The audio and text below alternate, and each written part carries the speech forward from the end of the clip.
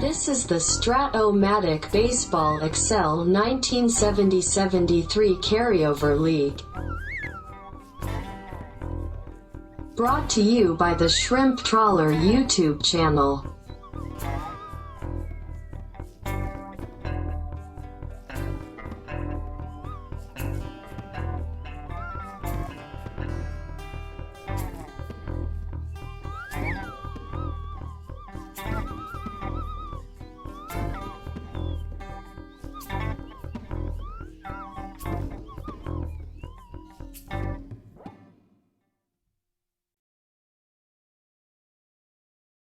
Welcome back, baseball fans, to the Summer 70-73 Carryover League. We've got another league best-of-5 series from teams who finished third place a year ago in their divisions in the Midwest and in the American League East. The White Sox and the Yankees both just missed out on the playoffs last year, muddling around at 500 by the end of the year after possibly flirting with a playoff spot, and they just kind of fizzled out. And now this year, kind of doing the same thing. Both teams are just right around 500, hovering in their division, staying competitive, but not really making a move one way or the other, up or down. And we got a pretty interesting series that opened up in Chicago. Game 1, great matchup. Mel Stottlemyre, Wilbur Wood. Starter 9 pitchers. Don't expect to see much work from the bullpen. And of course, we get a couple complete games. It is Mel Stottlemyre with a 3-1 victory. In the 4th inning, the Yankees got a 2-run triple by Ron Slocum, if you got him. He's got a triple automatic on 2-7. A solo homer by Roy White. And a single got the White Sox a run, is the only other scoring in this game. 3-1 victory for Mel Stottlemyre on the Yankees. And they take home field advantage away from the White Sox. Do the White Sox split it at home? Cross your fingers for them. And the answer is they do. They get a nice performance by their number 2 starter, Tom Bradley.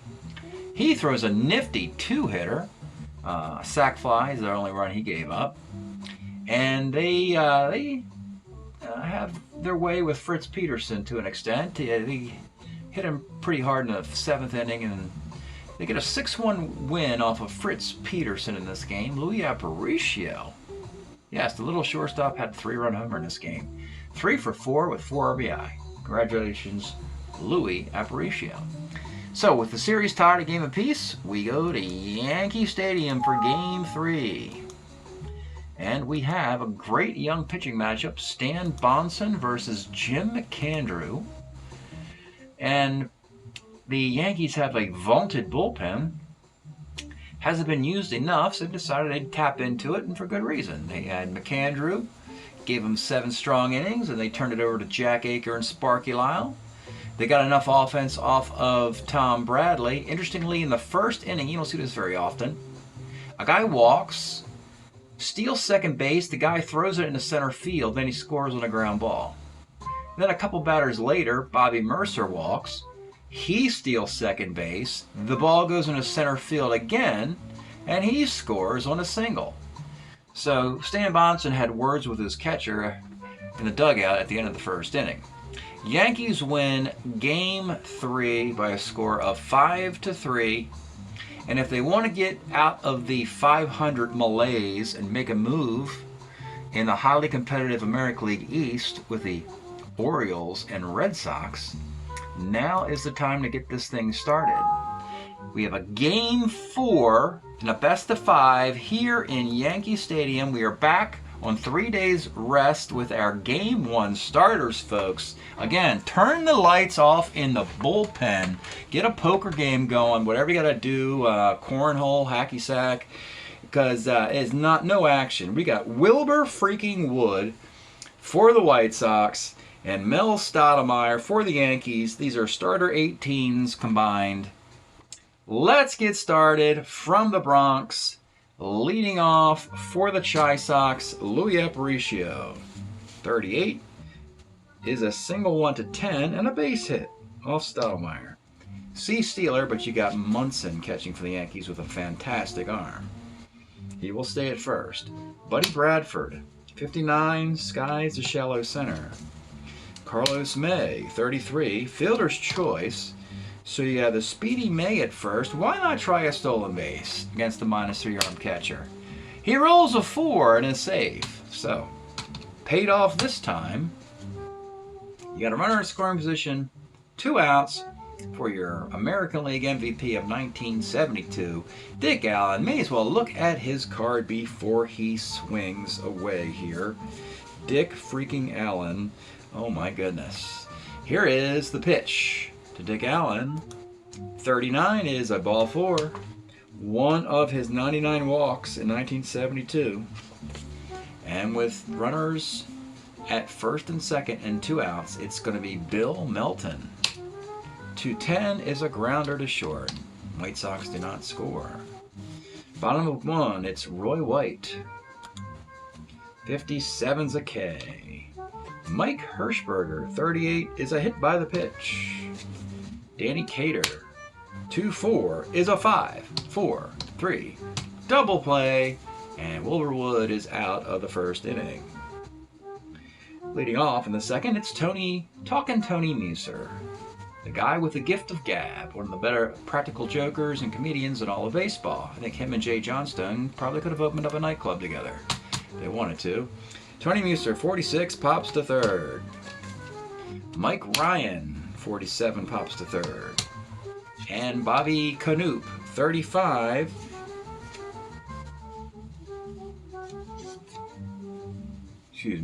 Bobby Canoop, 35, is a double 1 single. Canoop singles. With 2 outs, it'll be Russ Snyder. 3-6 for Russ Snyder is also a single to center field. Canoop will not challenge Bobby Mercer's arm. He'll be content at second base. And with 2 on and 2 outs, they look to their leadoff hitter, Louis Aparicio. Pitch. 49, all Stottlemyer's will pop to short. Bottom of 2, Bobby Mercer, 56 is a K. Thurman Munson, 6'10", short X. Aparicio, 2E21, but that's going to be a single off of Aparicio's glove. Munson, no threat to steal there. And here he is, folks. Ron Slocum, if you got him. Let's take a look at the card. It's always fun to look at this guy's card because he hits 141. That's not a misprint. He hits 141 with this card, all because of percentages, of course. When you look into the top, you see the 70% against right-handed pitching, which explains a whole lot. But against lefties, if you can hit that homer, or like in the last game game 1 when he hit that 2-run triple off of Wood, and that was the difference. The 141 hitting Slocum decided the first matchup of these two pitchers. So here he is again with a runner at first, 1 out. The pitch to Ron Slocum. 55 off Wood is second C. Runner in scoring position, 2 outs. Greg Nettles. 35, Skies to center field. We'll go to the third. It's Buddy Bradford, 59, center. Carlos May, 2-8 is a base hit for the A's stealer. Now, he stole last time. I wouldn't want to push my luck against Mr. Munson's -3 arms. Plus, Dick Allen walks a lot anyway, which is what he did in the first inning, which made the stolen base moot. The pitch to Dick Allen.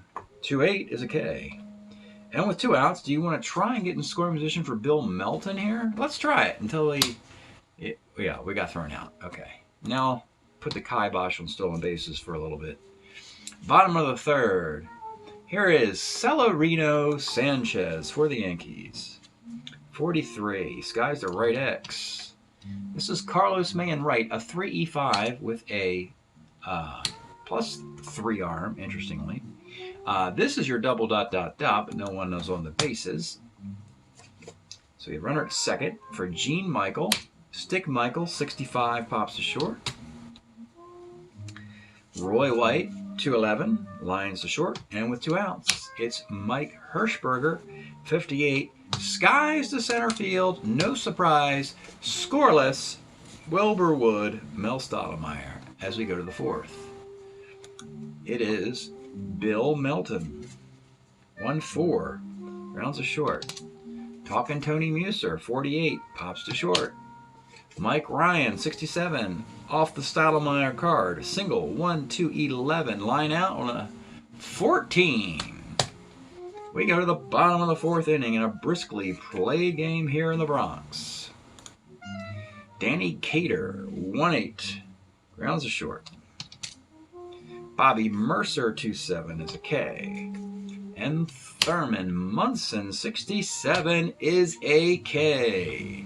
We'll go to the 5th. Bobby Canoop, 47, pops to 3rd. Russ Snyder, 5'11", short X. The 2E38 at short makes the play. And with 2 outs, it's Aparicio. 2-5 triple, 1-5 single is a base hit. C Steeler is going to hold for Buddy Bradford. 38 is a K. 5 innings in the book for Strat-O-Matic. He is throwing a nice little 4-hitter. Let's pause a moment for station identification. This is the Shrimp Trawler video channel. Este es el canal de videos de camaroneros. All right, bottom of the 5th. It is Ron Slocum. If ya got him, leading it off. The pitch to Ron, 2-9. That's something weird. Yeah, single on a 1, line to short. Yeah, probably going to have things like that on your card if you hit 141, along with the other good stuff. But he also has double 1, sky to center on 2-6. Yeah, that makes sense now. So, Greg Nettles, 37 is a single to left field. Runner at first for Celerino Sanchez. Let's take a look at Celerino Sanchez's card. Interesting, this is a 1972 card, and he's a rangy third baseman, and he can hit left-handed pitching, but he doesn't hit for power, and we know they don't acquire Greg Nettles until after 72, because the card of Nettles we're using is with the Cleveland Indians of 1971. So apparently, it seemed like the Yankees made the decision that they needed an upgrade at third base after the 72 season. They have the best of both worlds, and that they have Nettles and Sanchez are teammates here. The pitch to Celerino Sanchez. 36 is a sky to center. Well, the long prelude did not help his at-bat, unfortunately. And here is Stick Michael. 2-9, grounds to short. Wilbur Wood and Mel Stottlemyre, they're hurrying along. They're like telling the announcer, hey guys, stop blathering. Stop, this is like a 10-minute baseball game. You're like dragging it out. All right, Wilbur, no problem.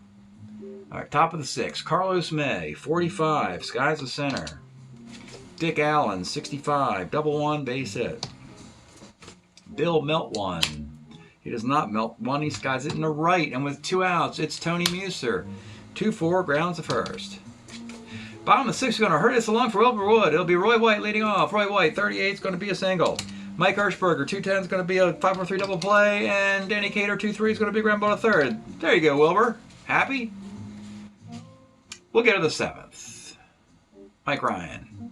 312 is, let's take a look at the Mike Ryan card, because we probably don't have to take a look at the Mike Ryan card very frequently, but when he does something good, let's give him a break. Let's give him some props. So here he is, Mike Ryan, a catcher most known for his defense and arm and calling a good game behind the plate.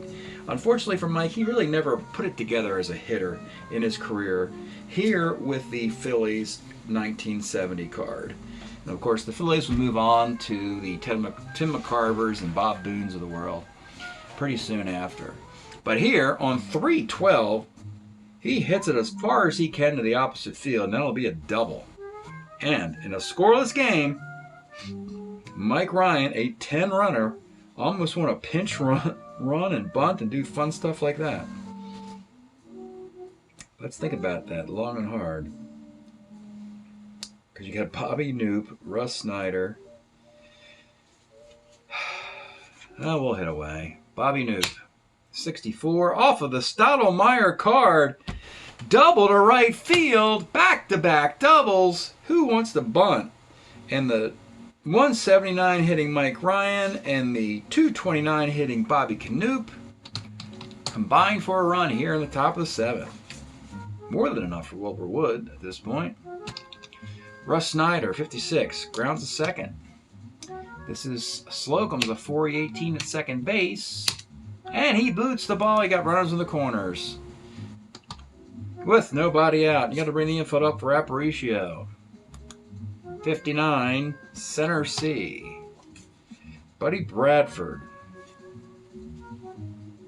I'll keep it up for Buddy Bradford. 2-3 is a ground ball to short. And with 2 outs, it's Carlos May.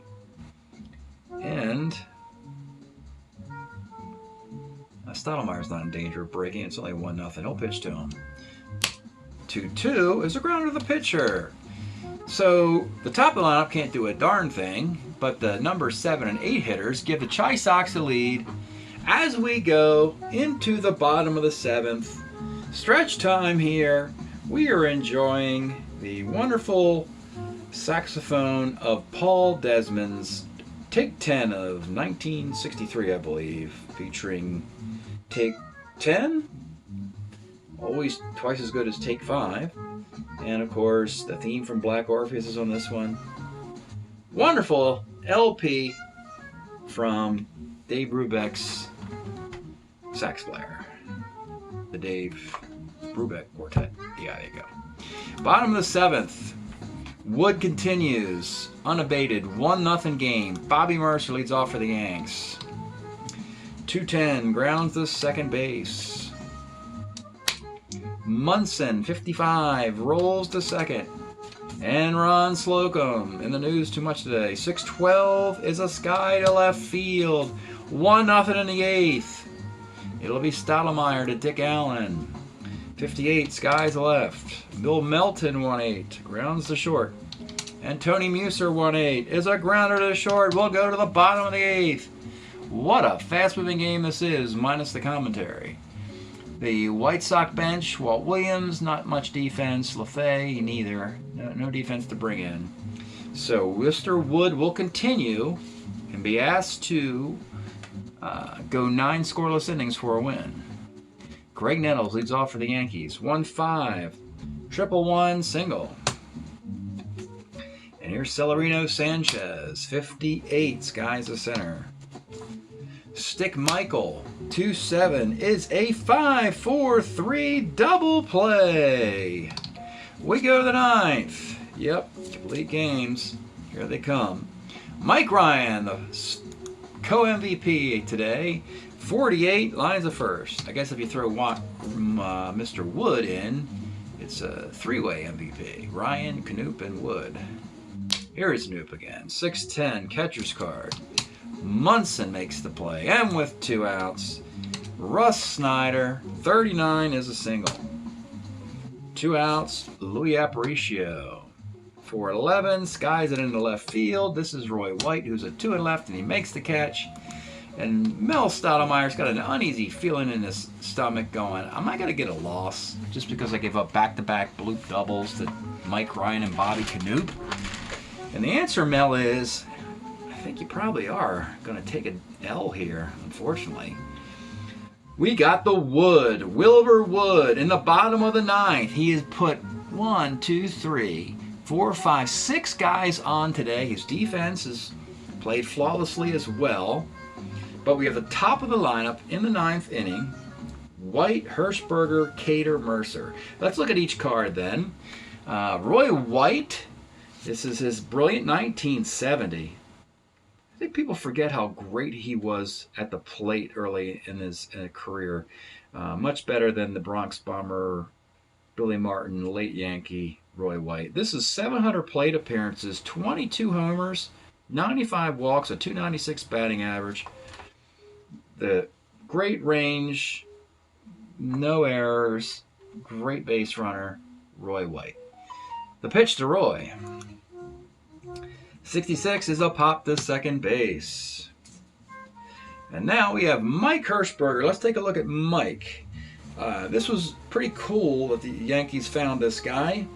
They were looking for a corner outfielder to platoon with their star Ron Blomberg. Ron Blomberg, a .322 hitting right fielder who could not field very well nor hit left-handed pitching. And Hershberger does exactly that. He's a 2-2. And actually, he could be a 2 in center field even if Bobby Mercer gets hurt. So a great backup for the Yankees as they flesh out the 12 guys on their roster. They did a great job in the draft doing that. And here is Hershberger. 0 for 2 with a walk to this point.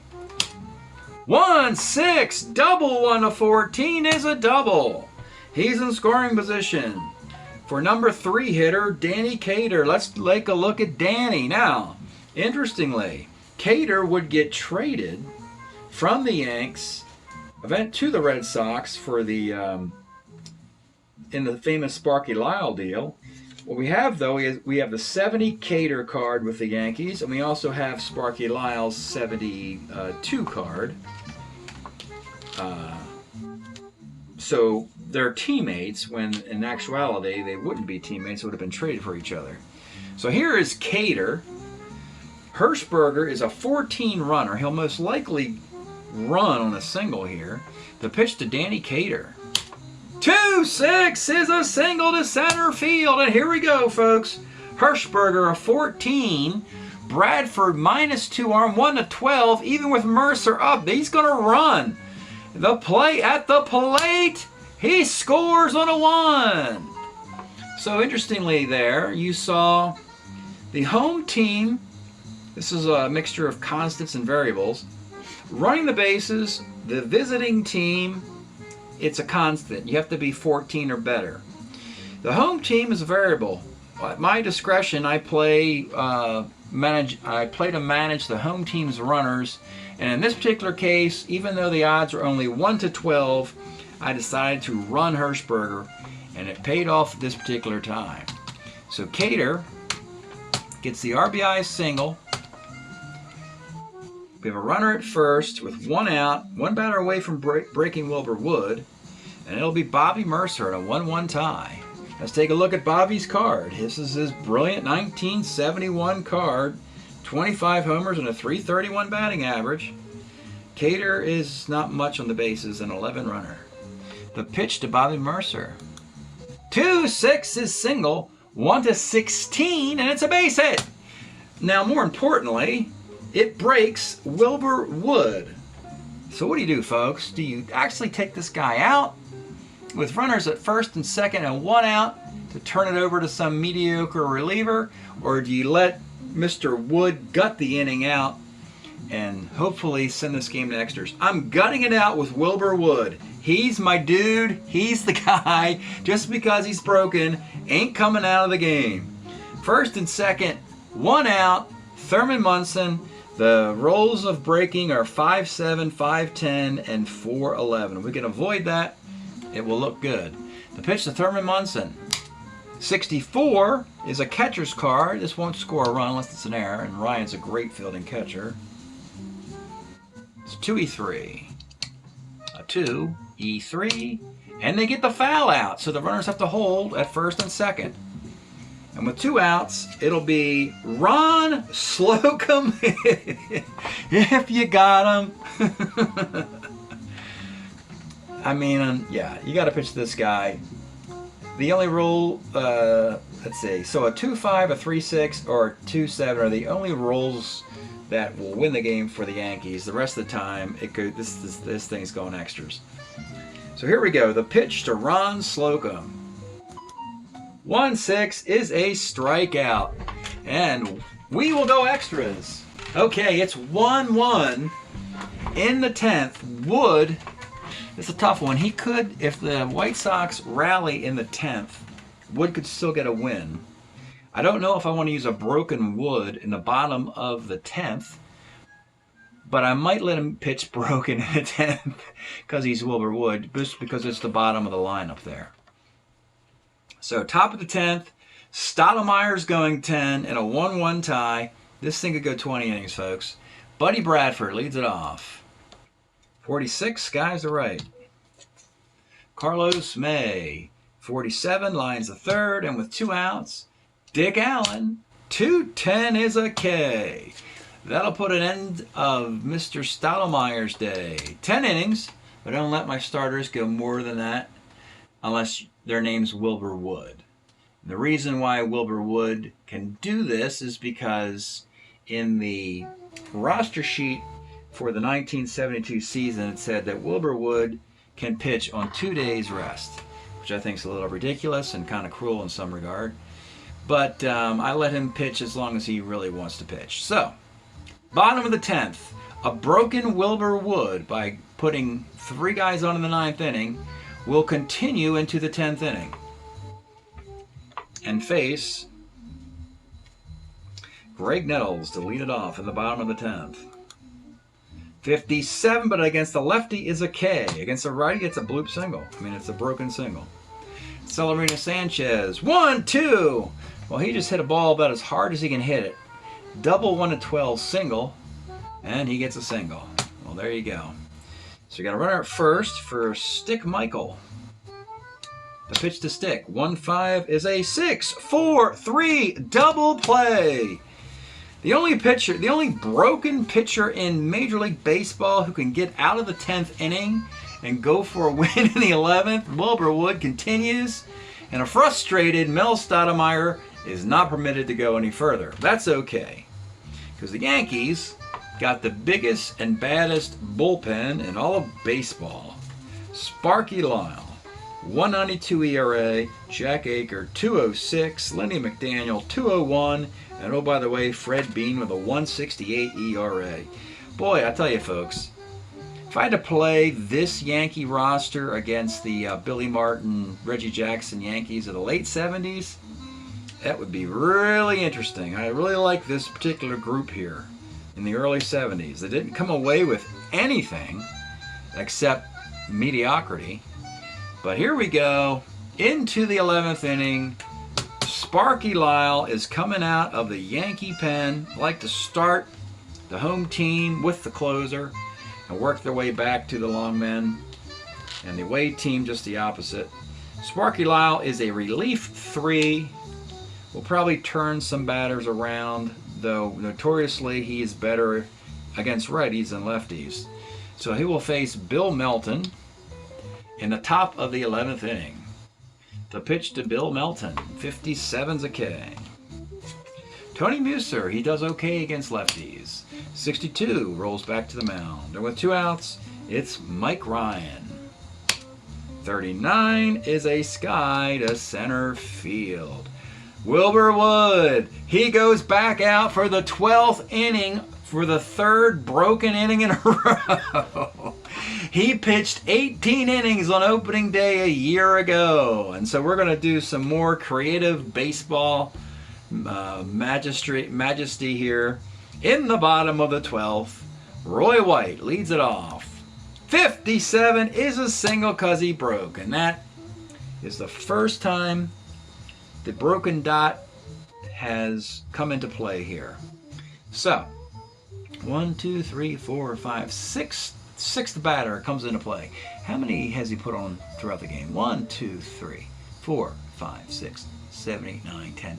11 men in 11 innings. That would be a whip of 1, right? Walks and hits per innings pitched. He's going to continue. Roy White, a stealer. And they're like, he's got a big lead there. It's almost like Wilbur Wood's begging him to try a stolen base. To get off of, Mike Ryan's got a -1 arm. He will not steal. He will pitch to Mike Hershberger. 68 is a pop to first. Danny Cater. 1-3, skies to right, and with 2 outs, it'll be Bobby Mercer, Wilbur Wood.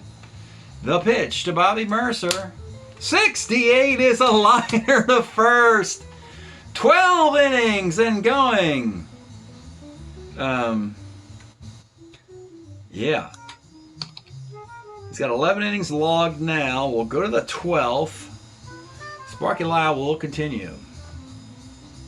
This is very reminiscent of the White Sox Seattle opener of 2021 when Wood went 18 innings and the Seattle Mariners emptied their bullpen and lost to him.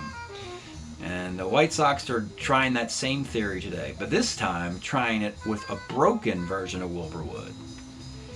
Top of the 12th, Bobby Knoop leads it off. 35 is a base hit off of Wood. Knoop has 3 hits today.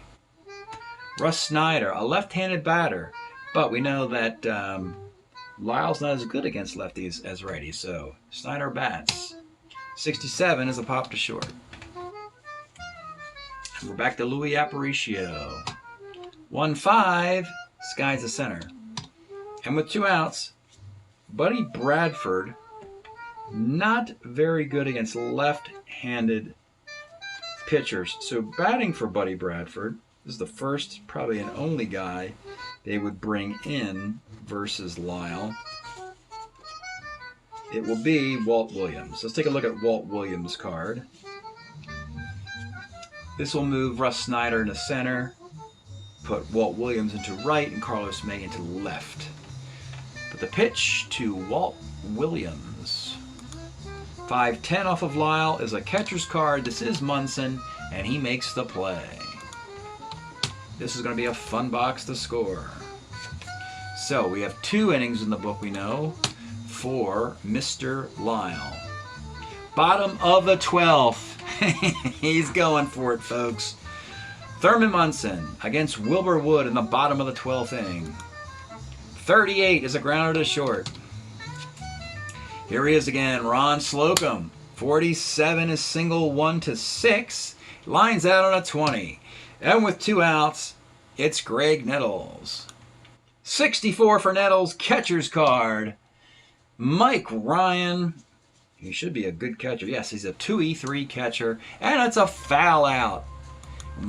This is what it's all about, folks. Just because the pitcher breaks, gets to that point of weakness, and those dots become hits, there are exceptions to that rule, and Mr. Wood is one of them. Breaking dot, point of exhaustion, point of weakness, whatever you want to call that silly rule. Wilbur Wood says phooey on that. Let's go to the 13th inning, the 3rd and final inning for Sparky Lyle. We're going to have Wilbur Wood wear out the Yankee bullpen today, I think. This is going 20 innings. Carlos May leading off in the top of the 13th inning. 1-3, skies the right. Dick Allen, 45 off of Lyle. Triple 1-8, single. That is a triple off of the Lyle card. They have to bring the infield up for Bill Melton with 1 out. 38, Melton singles, and the Chi Sox have reclaimed the lead. Tony Muser, 1 on, 1 out, 1-9, 4-6-3 double play. It's almost like, let's get this thing over with so our guy can go pitch the 13th, the bottom of the 13th inning. So this is going to happen, folks. Wilbur Wood's going to go for a 13-inning complete game victory, broken for the last 4 innings.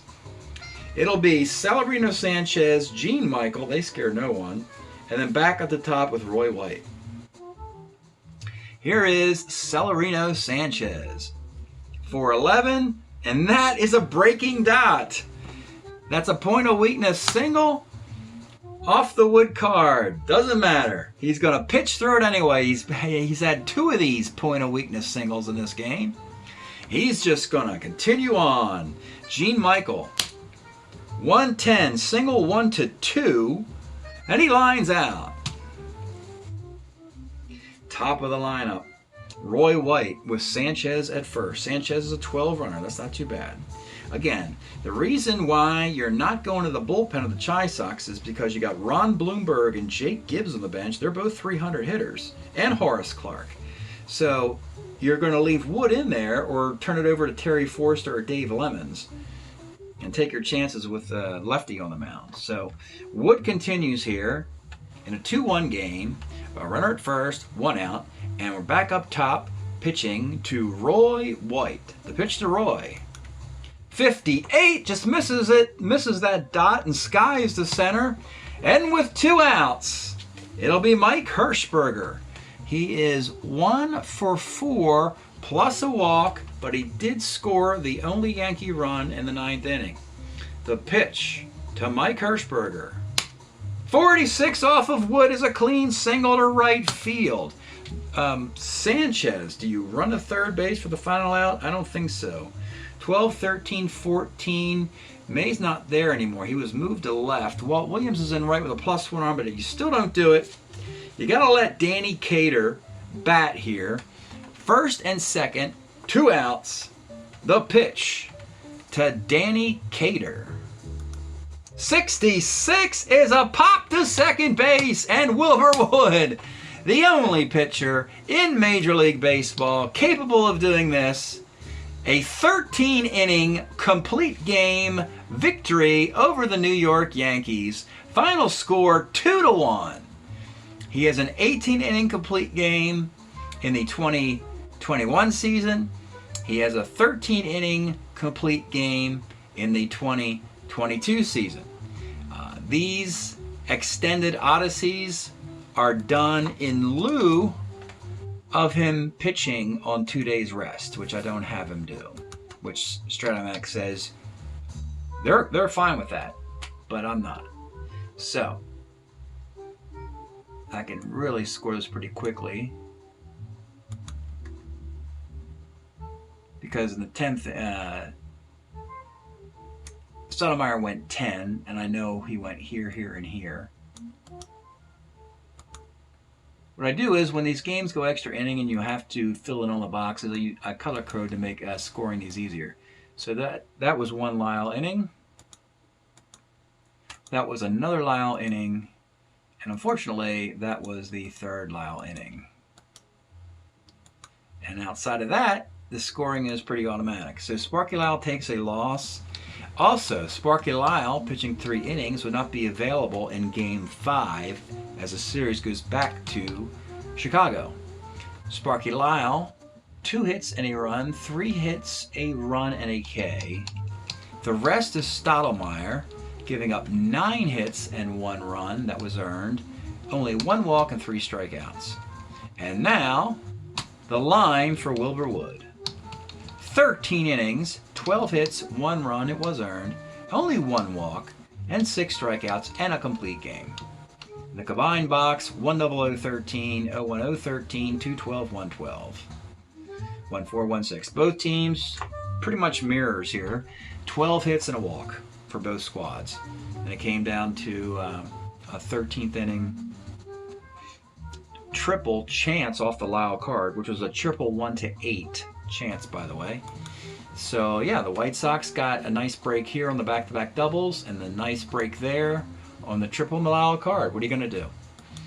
That's a tough loss for the Yankees there. 10013, 01013, 212, 112, 1416, 1614. Okay, that is Game 4. And unfortunately, it comes with a little bit of reality that both of these squads are still treading around 500 baseball at this point. They've been playing some fun baseball, but they're not getting any ground in the standings early on, and they're pretty much duplicating what they did last year, which is be just on the outside of the playoff picture. We know the Yankees did exactly this in the early 1970s. They didn't sniff the playoffs, and the Yankees are now 6-6.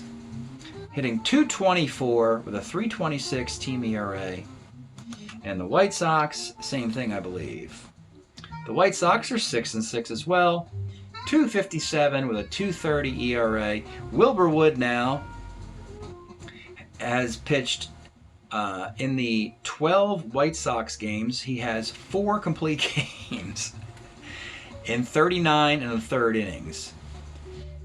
So 4 times 9 is 36, plus 3 1/3 more innings of extra innings. That's what he's been doing. Year to date, we've played 212 games. The league's hitting .261 with a .385 ERA. We will post the results of Game 7 at the end of this video. Thanks for checking it out. We'll see you next time. Well, folks, what a great series and fun series this was between the White Sox and the Yankees. We go back to Comiskey Park in Game 5, and we have a battle of number 4 starters, not nearly as talented as what we've seen. Mike Kekich for the Yankees, Lou Krause for the White Sox, And as expected, we get to see more offense here. It starts early for the Yankees. They get 4 runs in the first featuring Jake Gibbs. Very good 1970 card, overshadowed by Bonson, of course, so he doesn't get to play much.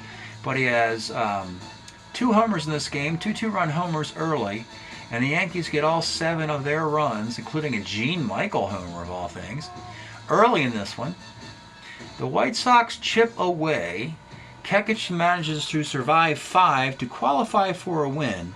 And then even after Sparky Lyle has the day off because he pitched 3 innings in the game you saw, the rest of that Yankee bullpen is dominant. Fred Bean, Lindy McDaniel, Jack Aker all pitched an inning and a third or so. It got interesting in the 9th inning when Bill Melton hit a solo homer to make it 7-6. But the series ended when Jack Aker got Tony Muser to fly to left to end the series, with the Yankees winning on the road in Chicago in Game 5 by a score of 7-6. And the Yankees go a game over 500 by winning this series 3-2. Thanks for checking it out, and we'll see you next time.